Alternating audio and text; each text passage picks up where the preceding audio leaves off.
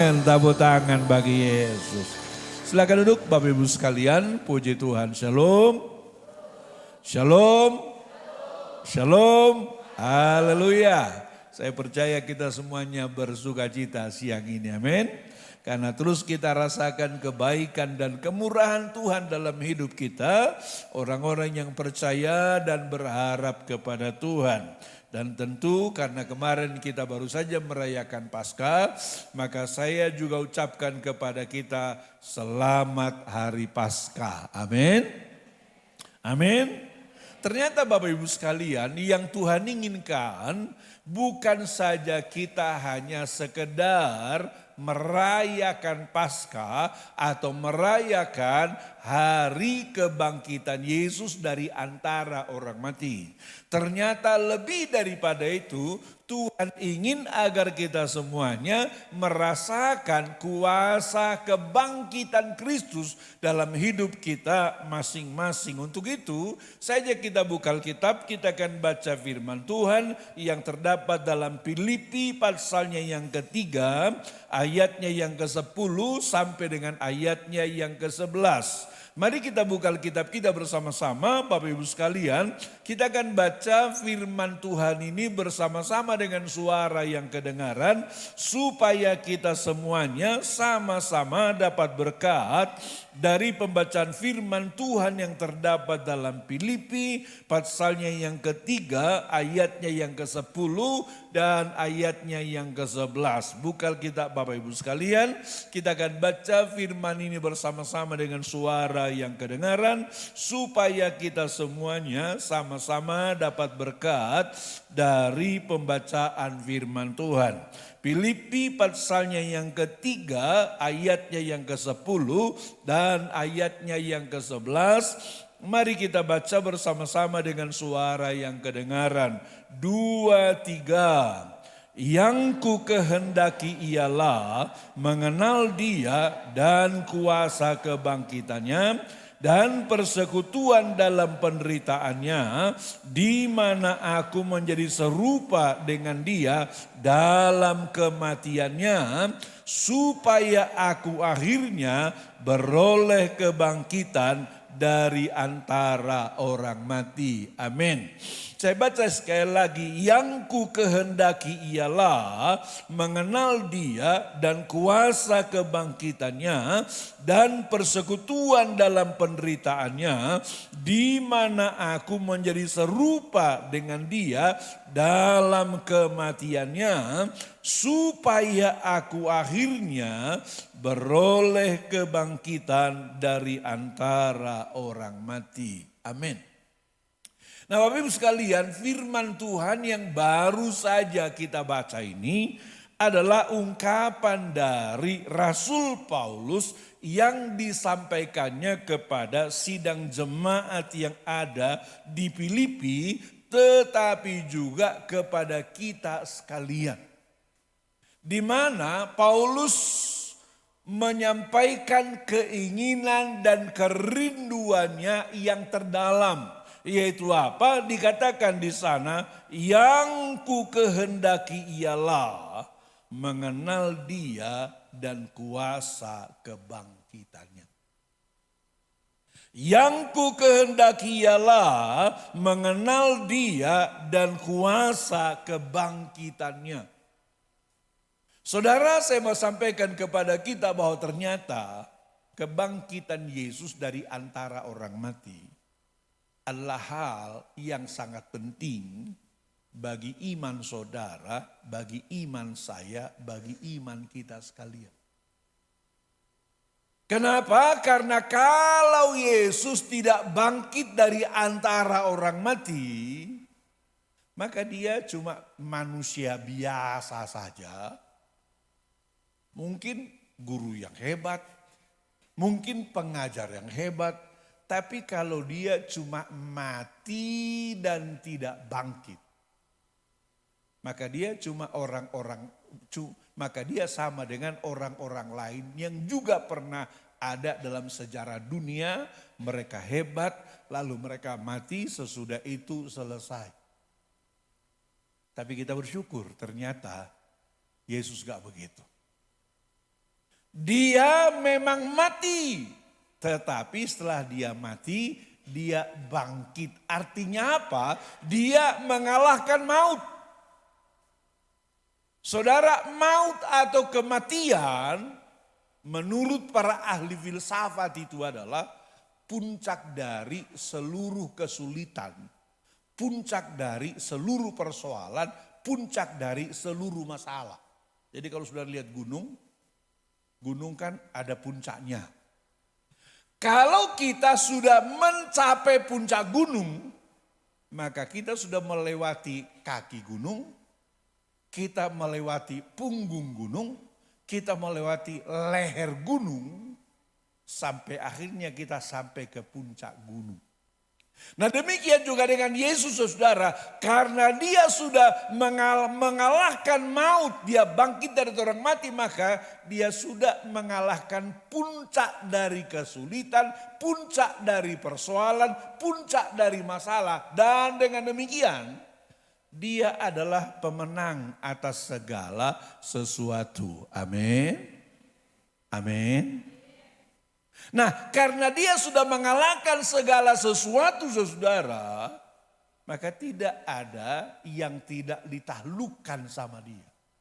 Makanya Paulus bilang, yang ku kehendaki ialah mengenal dia dan kuasa kebangkitannya. Saudara juga, saya juga, kita juga, seyogianya juga punya kerinduan seperti Paulus ini, di mana kita mengenal dia dan kuasa kebangkitannya.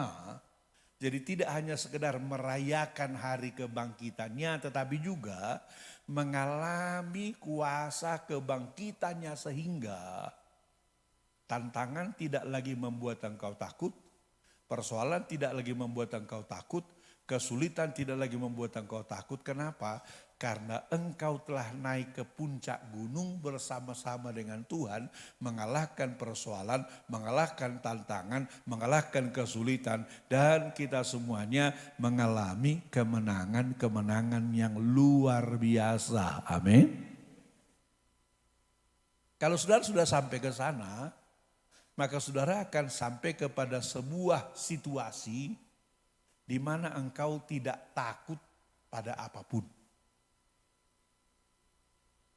Engkau akan sampai kepada sebuah situasi, engkau tidak takut lagi atas masalah apapun, atas persoalan apapun, atas pergumulan apapun. Kenapa?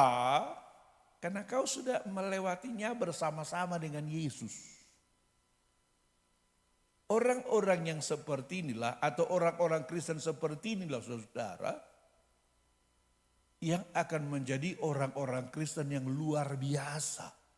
Dan itu memang bukan hanya angan-angan, itu memang bukan hanya keinginan kita, tetapi itu dijanjikan Yesus kepada setiap kita. Dia berjanji bahwa apa yang dia lakukan akan kita lakukan. Dia berjanji bahwa apa yang dia kerjakan akan kita kerjakan. Bahkan yang lebih luar biasa lagi dia katakan, kalau kau percaya kepadanya, engkau bahkan bisa mengerjakan yang lebih besar dari apa yang dia kerjakan. Coba buka kitab saudara, kita akan lihat Alkitab kita, Bapak Ibu sekalian, di sana jelas sekali Yesus menjanjikan yang lebih besar dari apa yang dia kerjakan, Bapak Ibu sekalian. Yohanes pasalnya yang ke-14, ayatnya yang ke-12, ini hal yang luar biasa yang dijanjikan kepada kita, orang-orang yang percaya kepada Tuhan. Yohanes pasal 14 ayatnya yang ke-12, buka kitab saudara, kita akan baca janji Yesus ini. Kita baca, kita hayati, kita percayai. Maka ini akan menjadi bagian kita. Yohanes pasal 14 ayatnya yang ke-12, mari kita baca bersama-sama 2, 3. Aku berkata kepadamu, sesungguhnya barang siapa percaya kepadaku, ia akan melakukan juga pekerjaan-pekerjaan yang aku lakukan, bahkan pekerjaan-pekerjaan yang lebih besar daripada itu, sebab aku pergi kepada Bapa. Lihat. Yesus katakan sesungguhnya barang siapa percaya kepadaku. Pertanyaan pertama adalah, apakah saudara percaya pada Yesus? Apakah saudara percaya kepada Yesus? Saya juga percaya, kita semua percaya. Kalau kita percaya kepada Yesus, maka janjinya ini menjadi bagian kita. Karena dia berkata, sesungguhnya barang siapa percaya kepadaku, lihat saudara, ia akan melakukan pekerjaan-pekerjaan yang aku lakukan. Jadi karena kau percaya pada Yesus, pekerjaan yang dia lakukan, kau bisa kerjakan. Dia menyembuhkan orang sakit, kau bisa menyembuhkan orang sakit. Dia usir setan, kau bisa usir setan.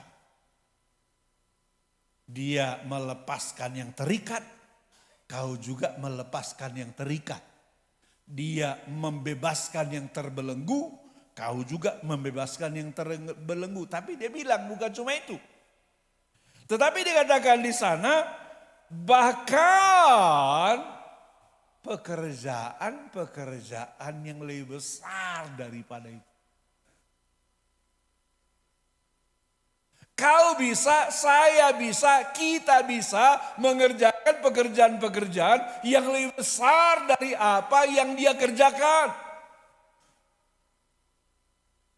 Bilang dulu, Tuhanku dahsyat.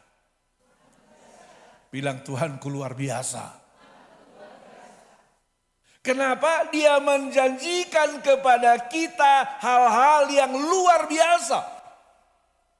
Mengerjakan pekerjaan yang dia lakukan, bahkan pekerjaan yang lebih besar daripada itu. Artinya apa saudara? Artinya adalah saudara tidak boleh melihat diri saudara tidak mampu. Saudara tidak boleh melihat diri saudara lemah. Saudara tidak boleh melihat diri saudara tidak berdaya. Kenapa? Karena dia sudah berikan kepada saudara janji dan otoritas. Sesungguhnya barang siapa percaya kepadaku, ia akan melakukan juga pekerjaan yang aku lakukan. Bahkan pekerjaan yang lebih besar daripada itu. Kau sudah diberi otoritas. Saya diberi otoritas. Kita diberi otoritas. Tinggal pertanyaannya sekarang adalah, kau mau gunakan otoritas itu apa enggak? Kau mau percaya sama dia apa enggak? Sesungguhnya barang siapa percaya kepadaku. Itu yang jadi persoalannya. Kita mau percaya sama dia enggak? Kita mau pegang otoritasnya enggak? Kita mau praktekkan otoritasnya apa enggak? Di situ kata kunci pentingnya. Karena seringkali Bapak Ibu sekalian, yang membuat kita akhirnya merasa tidak berdaya, bahkan akhirnya tidak percaya adalah apa? Ketidakpercayaan kita akan otoritas itu. Ketidakpercayaan kita akan otoritas itu. Masa sih orang kampung kayak saya begini bisa dipakai Tuhan? Masa sih orang bodoh seperti saya ini bisa dipakai Tuhan? Masa sih orang biasa-biasa seperti saya ini bisa dipakai Tuhan? Nggak mungkin itu. Itu yang membuat tidak terjadinya hal-hal yang luar biasa. Makanya sekarang saudara mesti percaya bahwa kau sudah diberikan otoritas oleh Tuhan. Dan praktekkan otoritas itu. Dengan yakin. Ada yang sakit dalam nama Yesus, penyakit pergi kau. Ada yang terikat setan dalam nama Yesus, setan kabur kau.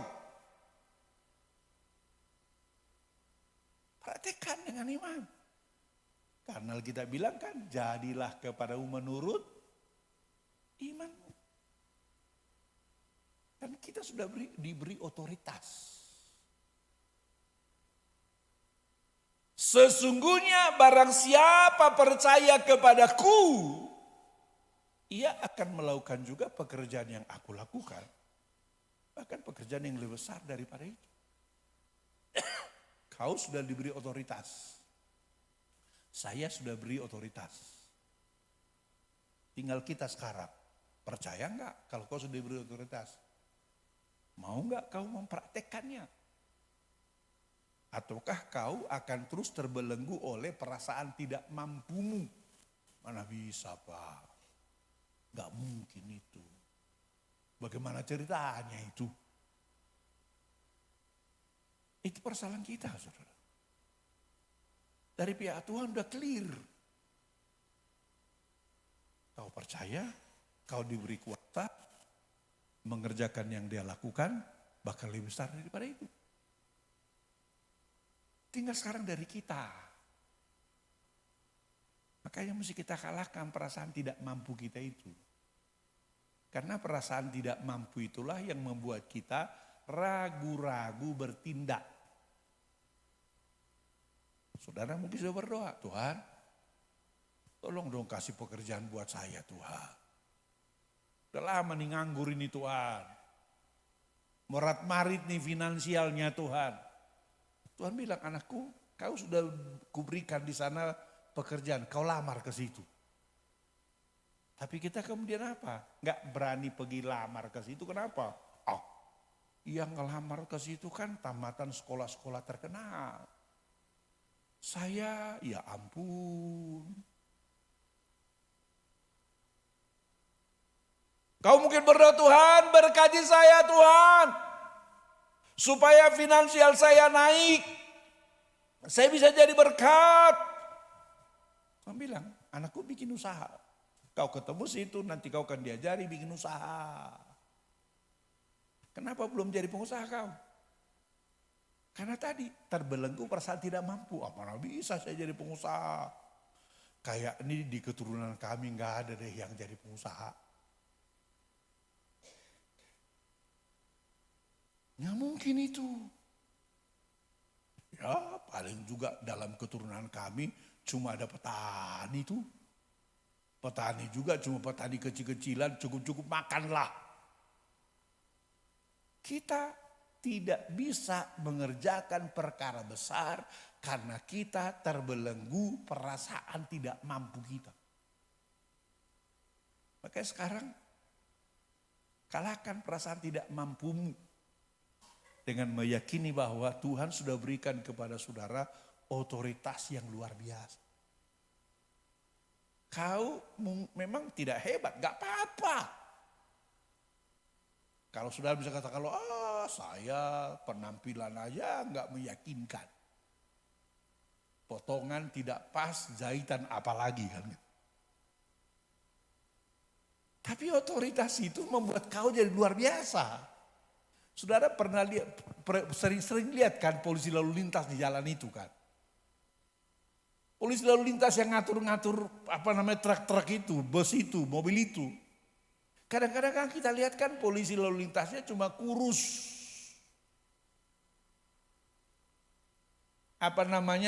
Kulitnya kusam karena terpapar matahari tiap hari.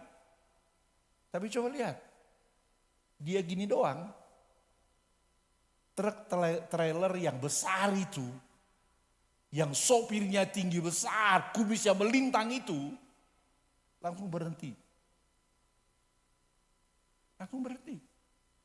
Kalau saya yang begini di situ, biar kata saya tinggi besar, ngeloyor aja tuh truknya itu. Kenapa sih polisi lalu lintas itu begini doang? Truk besar langsung berhenti. Karena dia menggunakan otoritasnya. Negara memberikan kepadanya otoritas untuk apa? Mengatur lalu lintas. Sehingga cuma begini doang dia. Langsung pada berhenti itu, bererot itu. Nah demikian juga kita. Tuhan sudah berikan kepada kita otoritas. Dia katakan sesungguhnya barang siapa percaya kepadaku, ia akan melakukan pekerjaan yang aku lakukan, bahkan pekerjaan yang lebih besar daripada itu. Makanya jangan fokus pada kelemahan saudara. Jangan fokus pada masalah saudara. Fokus pada siapa? Fokus pada Kristus yang telah memberikan kepada kita otoritas. Fokus kepada Kristus yang telah memberikan kepada kita otoritas. Saya jadi teringat Bapak Ibu sekalian Ibrani pasal 12 ayat 2. Di sana dengan sangat jelas dikatakan bahwa dalam berjalan dengan iman, maka kita mesti fokus kepada Yesus bukan pada masalah. Lihat Alkitab saudara Ibrani pasal 12 ayat yang kedua dikatakan begini. Ibrani pasal 12 ayat yang kedua dikatakan begini. Marilah kita melakukannya, berjalan dalam iman maksudnya. Marilah kita melakukannya dengan mata yang tertuju kepada Yesus. Yang memimpin kita pada iman dan yang membawa iman kita itu kepada kesempurnaan. Yang dengan mengabaikan kehinaan, tekun memikul salib ganti sukacita yang disediakan bagi dia yang sekarang duduk di sebelah kanan tahta Allah. Jadi dikatakan di sana dalam berjalan dengan iman tadi, marilah kita melakukannya dengan apa? Dengan mata yang tertuju kepada Yesus. Bukan tertuju pada masalah. Bukan tertuju kepada kelemahan saudara, kekurangan saudara, masa lalu saudara dan lain sebagainya. Dikatakan di sana, marilah kita melakukannya dengan mata yang tertuju kepada Yesus. Kenapa dikatakan di sana? Karena Yesus akan membawa kita pada iman. Dan membawa iman kita itu kepada kesempurnaan. Jadi gini saudara, ini kan kita jalan begini. Jalan begini, ini masalah ini. Kalau saudara fokus pada masalah, maka saudara tidak akan berani melangkah. Kenapa? Masalah ini. Kalau saudara fokus pada diri saudara, maka saudara juga nggak berani melangkah. Kenapa? Nggak bisa saya itu, nggak mungkin itu. Saya belum berpengalaman dalam bidang itu. Tapi kita bilang, marilah kita melakukannya dengan mata yang tertuju kepada Yesus. Mata kita tertuju kepada Yesus. Waktu mata kita tertuju kepada Yesus, dia bilang begini, ayo anakku, kau bisa anakku. Kita melangkah selangkah, mulai ragu-ragu. Tuhan, ini kayaknya berat banget. Dia bilang, enggak anakku, kau melangkah lagi, kau bisa, kita langkah lagi. Tuhan, ini sulit ini Tuhan. Enggak anakku bisa, kau melangkah lagi. Melangkah lagi, melangkah lagi, melangkah lagi. Akhirnya bisa menyelesaikan persoalan. Kenapa? Tadi karena kita diberi otoritas. Yang kedua, kita melangkah dengan mata yang tertuju kepada Yesus. Kalau itu kau praktekkan, maka kuasa kebangkitan Kristus pasti akan menjadi bagian saudara. Amin. Kau akan bangkit. Tidak akan merasa tidak berdaya. Tidak akan merasa tidak mampu. Tidak akan merasa nggak bisa. Kau akan berani melangkah dengan iman. Kau akan berani bangkit dan melangkah dengan iman. Ketika engkau berani bangkit dan melangkah dengan iman, maka kau akan lihat hal-hal yang luar biasa yang Tuhan kerjakan bagi setiap kita. Amin. Tepuk tangan bagi Tuhan Yesus. Karena kunci untuk mengalami mujizat Tuhan adalah berani melangkah dengan iman. Makanya kalau saudara baca Alkitab, saudara akan tahu bahwa ternyata setiap kali orang minta mujizat sama Yesus, yang pertama dia berikan bukan mujizat. Setiap kali orang minta mujizat sama Yesus, yang pertama dia berikan bukan mujizat, melainkan apa? Perintah. Perintah. Lakukan perintah dulu, baru ada mujizat. Saudara ingat misalnya katakanlah kisah penyembuhan orang buta di pinggir kota Yerusalem? Alkitab bilang satu kali Yesus lewat pinggir kota Yerusalem.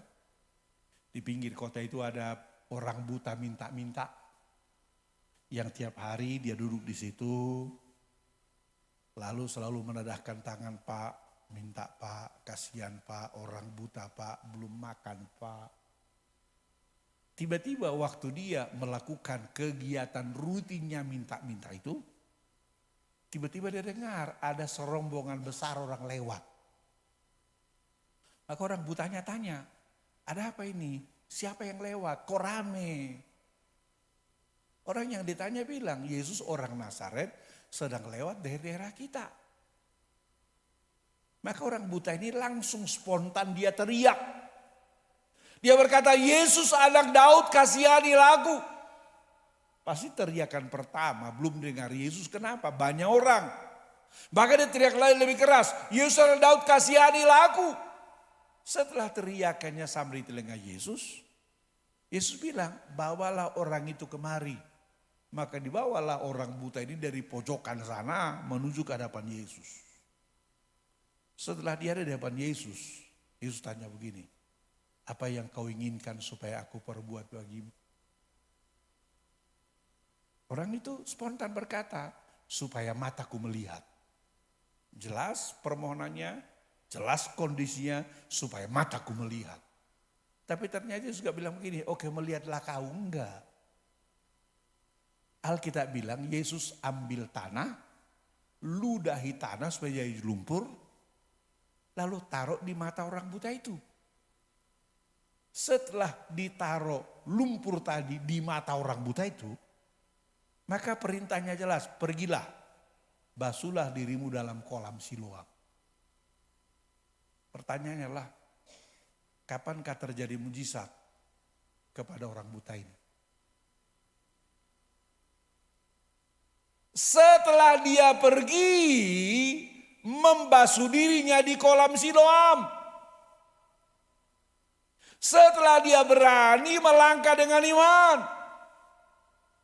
Coba bayangkan misalnya kalau orang butanya bilang begini, sambil tutup mata udah ada lumpur di situ, Yesus, Siloam itu kan jauh Yesus. Bagaimana saya pergi ke sana Yesus? Kalau saya jatuh ke got gimana? Kalau kakiku terantuk batu gimana? Misalnya bilang, sudahlah Yesus, sembuhkan saya dululah. Setelah saya nanti disembuhkan, saya akan pergi ke kolam Siloam dan kolam-kolam lainnya. Kira-kira kalau orang butanya merespon begitu menurut saudara, akan ada mujizat gak? Saya yakin gak ada mujizat. Ada mujizat bagi orang buta ini kenapa? Dia berani melangkah dengan iman. Modalnya melangkah dengan iman apa? Perkataan Yesus yang berkata, pergilah. Basuhlah dirimu dalam kolam Siloam. Contoh lain. Satu kali Alkitab bilang dalam Injil Yohanes itu ada hari raya orang Yahudi. Yesus pergi ke Yerusalem seperti kebiasaan orang lain. Nah, waktu hari raya orang Yahudi itu sedang berlangsung, Yesus pergi ke dekat pintu gerbang domba. Karena dekat pintu gerbang domba itu ada sebuah kolam namanya Betesda. Dan di pinggir kolam itu ada sejumlah besar orang sakit. Ada orang lumpuh, orang kudis, orang flu, macam-macam lah. Tapi ternyata ketika Yesus pergi ke sana, matanya tertuju kepada orang yang paling memprihatinkan, yaitu orang yang sudah lumpuh selama 38 tahun. Waktu Yesus lihat orang itu, dalam hatinya mungkin kasihan amat ya orang itu ya. Dia mendekati orang lumpuh itu. Dia bilang begini, maukah engkau sembuh? Orang lumpuhnya bilang, guru, gak ada orang yang menurunkan aku ke kolam itu apabila airnya mulai goncang. Karena mereka percaya sewaktu-waktu malaikat Tuhan turun ke kolam dan menggoncangkan air kolam itu, siapapun yang turun duluan akan sembuh penyakitnya.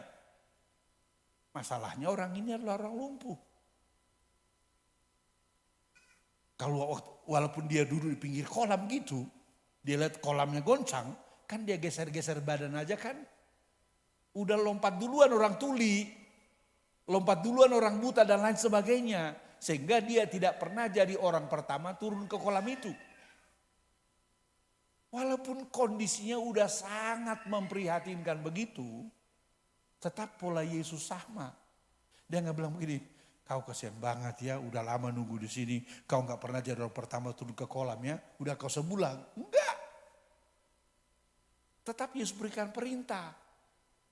Setelah orang ini berkata, Tuhan, dia katakan, guru, nggak ada orang yang menurunkan ke kolam itu bila air mulai goncang. Sementara aku pergi ke sana, orang lain sudah turun duluan.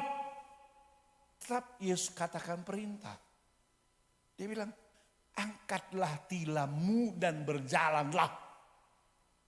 Angkatlah tilammu dan berjalanlah. Ini juga perintah. Kapankah terjadi mujizat bagi orang lumpuh ini? Setelah dia mengangkat tilamnya. Artinya mentaati firman Tuhan. Alkitab bilang apa? Seketika itu juga menjadi sembuhlah orang itu. Makanya saya mau katakan kepada saudara sekarang. Kau mungkin sudah lama berdoa untuk sesuatu pergumulan, sesuatu masalah, sesuatu keperluan dan lain sebagainya. Mungkin kau berkata, Tuhan gimana sih kok enggak dengar doa saya sih? Saya mau katakan, mungkin Tuhan sudah lama jawab doamu. Masalahnya adalah kau enggak dengar. Perintahnya apa? Karena kita kan seringkali saudara, apalagi kita orang karismatik ini, seringkali kan berpikir pokoknya kalau Tuhan nolong itu pasti ajaib-ajaib punya. Padahal Tuhan juga seringkali bekerja juga dengan cara-cara yang alami. Misal katakanlah kau berdoa, misalnya entah 3 bulan lalu, entah lagi COVID kemarin, Tuhan, uang kami udah habis Tuhan, tabungan kami udah habis Tuhan. Boya berkati kami Tuhan supaya hidup kami juga bisa berlanjut. Kita kan seringkali berpikir nanti akan datang orang tiba-tiba lewat rumah kita lalu menyerahkan uang 10 juta gitu kan. Padahal mungkin Tuhan udah jawab kau waktu itu dia ngomong gini. Tuhan berkati kami Tuhan supaya finansial kami lebih baik Tuhan. Tuhan jawab begini. Nah, kau kan pintar masak. Bikin orang makan di emperan rumahmu itu. Kau kan diberkati dari situ. Kenapa kau belum diberkati sampai sekarang? Karena kau belum bikin warung makan itu. Ngerti? Tuhan bilang, bikin kelontongan di emperan rumahmu itu. Di sini kan gak ada warung. Kau kan diberkati lewat warung itu.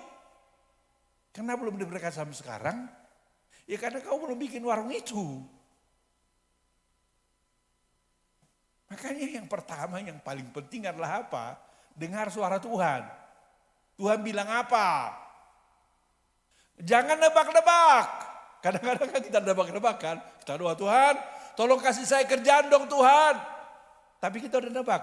Oh nanti pasti akan Tuhan kasih kerjaan di sono. No. Saya mendingan dekat-dekat dari situ tuh. Padahal kerjanya di sana. Malah kita menjauh. Anak muda seringkali itu. Tuhan kasih jodoh dong Tuhan. Udah 27 ini Tuhan.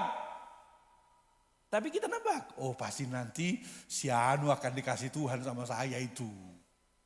Kita terus PDKT dengan si Anu. 1 tahun gak ditembak juga. 2 tahun dilirik juga enggak. Karena bukan itu yang disiapkan Tuhan. Yang sana. Cuma karena kita menjauh ngejar ini terus, yang di sana bilang, ah kayaknya dia sama Ono itu. Akhirnya gak dapat. Makanya hari ini supaya kau melihat mujizat Tuhan, pertama dengar apa yang Tuhan bilang. Lalu lakukan itu. Lakukan itu dengan iman dan keyakinan bahwa Tuhan telah berikan kepadamu tadi apa? Otoritas. Fokus sama Tuhan. Apa yang Tuhan bilang, apa yang Tuhan katakan, kerjakan itu. Maka kau akan lihat mujizat Tuhan yang luar biasa. Amin. Tepuk tangan bagi Tuhan Yesus. Makanya saudara mari, Yesus sudah bangkit. Maka kita juga harus bangkit. Yesus sudah bangkit, dia sudah kalahkan maut, dia kalahkan kematian. Maka kita juga harus bangkit, kita kalahkan persoalan kita, kalahkan masalah kita, kalahkan kelemahan kita. Dan kita pasti akan mengalami kemenangan-kemenangan yang luar biasa. Amin. Tepuk tangan bagi Tuhan Yesus. Amin. Demikian firman Tuhan. Mari kita berdiri semua Bapak Ibu sekalian. Kita hampiri Tuhan dengan iman. Haleluya.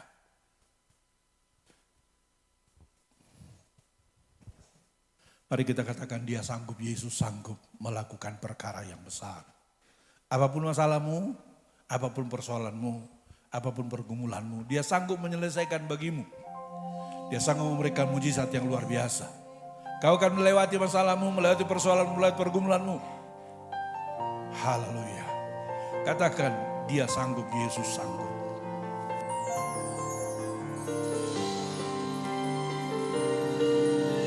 Amin. Dia sanggup, Yesus sanggup, amin, melakukan perkara yang besar. Dia Yesus sanggup memulihkan, menyembuhkan yang menderita. Dia sanggup memulihkan. Katakan Yesus Tuhan.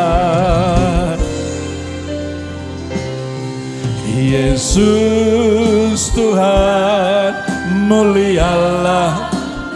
Yesus salahku,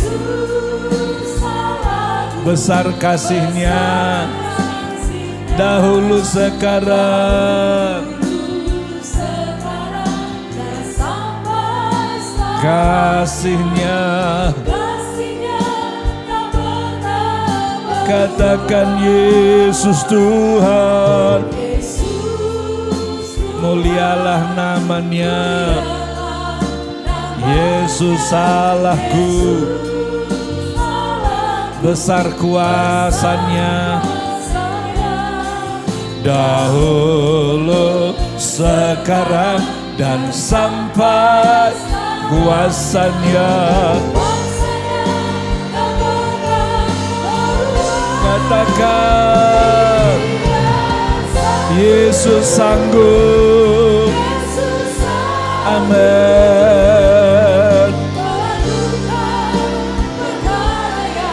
Yes, dia Yesus sanggup memulihkan,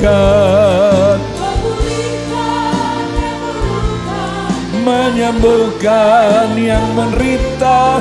Dia sanggup memulihkan. Saudara, sebelum kita berdoa, buka hatimu kepada Tuhan. Buka telingamu kepada Tuhan. Tuhan ingin mengatakan sesuatu kepadamu. Mengingatkan engkau akan doa-doa yang kau panjatkan hari-hari yang lalu. Bahwa Dia sudah berbicara kepadamu. Bahwa Dia sudah menjawab doamu. Hanya kenapa belum terrealisasi? Karena kau belum melakukan apa yang Dia katakan. Kau belum bertindak dengan iman. Karena mungkin kau merasa gak mungkin itu, gak bisa itu. Saya gak sanggup mengerjakan itu. Saya mau katakan kepadamu, kalau Dia perintahkan sesuatu untuk kau kerjakan,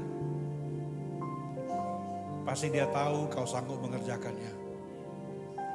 Pasti dia tahu kau bisa mengerjakannya. Dia bukan Tuhan yang bodoh. Dia Tuhan yang luar biasa. Hanya sekarang kau lihat. Tuhan sudah berikan kepadamu otoritas yang luar biasa. Dia sudah berkata kepadamu, sesungguhnya barang siapa percaya kepadaku, dia akan mengerjakan pekerjaan yang aku kerjakan. Bahkan lebih besar daripada itu. Sekarang katakan kepada Tuhan, bahwa kau akan mengerjakan apa yang dia katakan. Kau akan melangkah dengan iman. Katakan. Katakan. Katakan. Roh Kudus bicara kepada umatmu ini. Bicara lebih jelas. Lebih jelas. Lebih jelas. Tuhan sedang katakan sesuatu kepadamu. Tuhan sedang ingatkan kepadamu apa yang pernah dia katakan. Tinggal sekarang kau harus berani melangkah dengan iman. Tinggal sekarang kau harus lihat bahwa dia sudah berikan otoritas yang luar biasa kepadamu. Jangan fokus pada masalahmu. Jangan fokus pada persoalanmu. Jangan fokus pada ketidakmampuanmu. Fokus kepada Tuhan yang memberikan kekuatan kepada kita. Roh Kudus bicara kepada umatmu ini. Sidana mana. Sida bada. Sida bada. Sida bada. Mari katakan kata-kata iman. Mari katakan kata-kata iman. Mari katakan kata-kata iman. Mari katakan kata-kata iman. Dia sudah tolong engkau. Dia sudah sembuhkan penyakitmu. Dia sudah berkati engkau. Dia sudah bebaskan engkau. Katakan kata-kata syukur dan kata-kata iman. Haleluya. Terima kasih. Ida bada. Sida bada.